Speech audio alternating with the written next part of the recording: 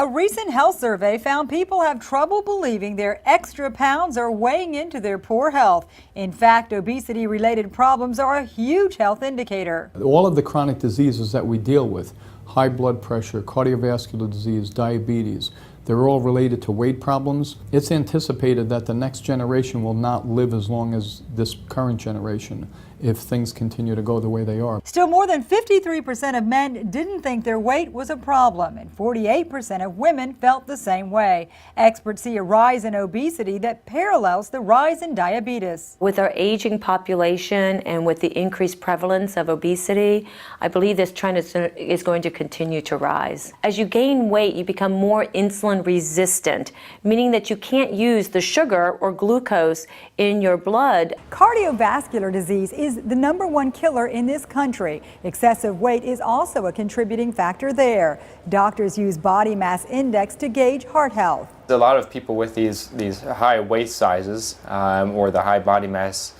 index develop what we call metabolic syndrome, and that's becoming more and more common in our country with increasing weight. The metabolic syndrome tends to carry with it a higher risk of cardiovascular disease, so a higher risk of myocardial infarction, a higher risk of stroke. The CDC reports obese people show up more in emergency rooms compared to the general population, this disproportionate rate being linked to crisis intervention. There is a solution to this heavyweight problem. Research has shown that even with a modest weight loss and regular exercise, and when I say modest weight loss, it's 5 to 10% of your body weight, you can reduce your risk of developing diabetes by 58%.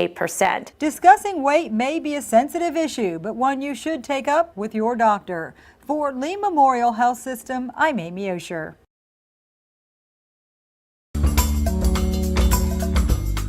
It's very important to realize that obesity is an illness that affects you from your head to your toes, meaning that it really does affect every part of your body. Obesity leads to an increased risk of heart disease, high blood pressure.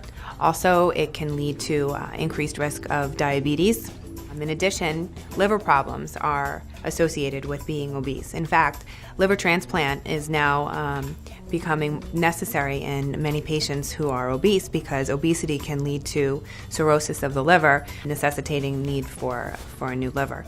Something that many people don't know is that obesity can cause an increased risk in many cancers. And these are cancers such as breast cancer, prostate cancer, ovarian cancer, and even colon cancer.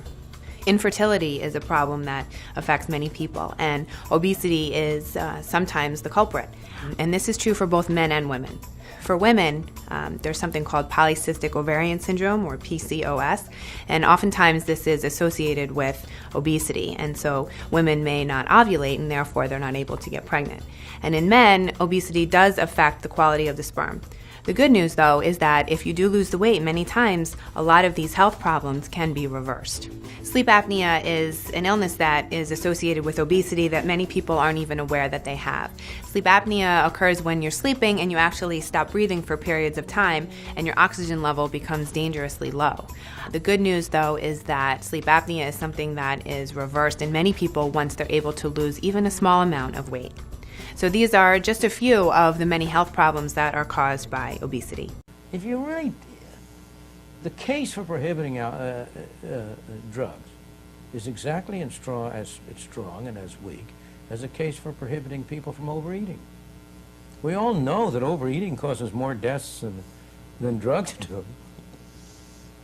Why isn't it perfect if it's in principle okay for the government to say you must not consume drugs because they do you harm? Why isn't it all right to say you must not eat too much because you do harm?